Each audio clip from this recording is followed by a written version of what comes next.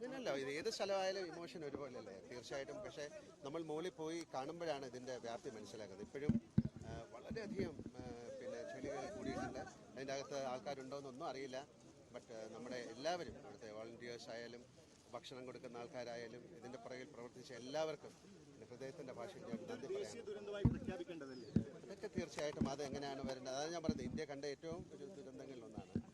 തീർച്ചയായിട്ടും അത് mister major Ravi വിശ്വശാന്തി ഫൗണ്ടേഷൻ്റെ ഒരു ഡയറക്ടറാണ്. അദ്ദേഹത്തിന് എന്താ പറയാനുള്ളതെന്ന് കേൾക്കാം. അത് മാത്രമല്ല അദ്ദേഹം ഇതുപോലുള്ള ഒരുപാട് കാര്യങ്ങൾ പ്രവർത്തിച്ച ആളാണ്. ആർമിയിൽ ഒരുപാട് വർഷം ഉണ്ടായിരുന്ന ആളാണ്.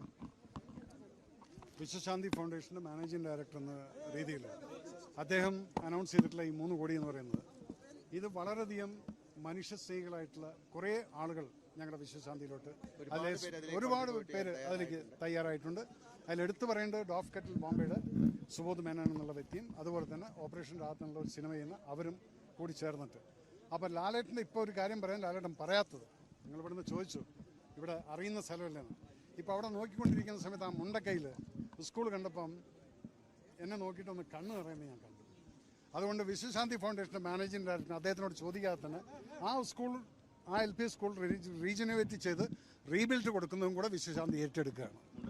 മുണ്ടക്കൈ LP സ്കൂൾ പിന്നല്ല എനിക്ക് ഈ സ്ഥലം അറിയാം. ഞാനിവിടെ വന്നിട്ടുണ്ട്.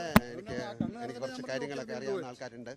ഞങ്ങൾക്ക് പണ്ടൊരു സ്ഥലം ഉണ്ടായിരുന്നു. അതിലെ ചില ആൾക്കാർ മരിച്ചു പോയിട്ടുണ്ട്.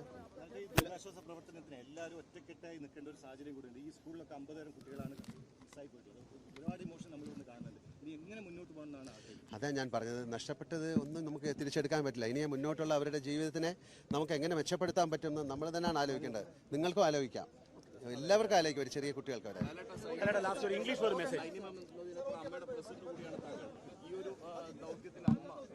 തീർച്ചയായിട്ടും അത് നമുക്ക് വേറൊരു കാര്യമല്ല. ആദ്യം അവരെല്ലാവരും തീരുമാനിക്കും. സൈന്യം പറഞ്ഞത് സംസ്ഥാന സർക്കാർ ആവശ്യപ്പെടുന്നത്രയും കാലം രക്ഷാപ്രവർത്തനത്തിലും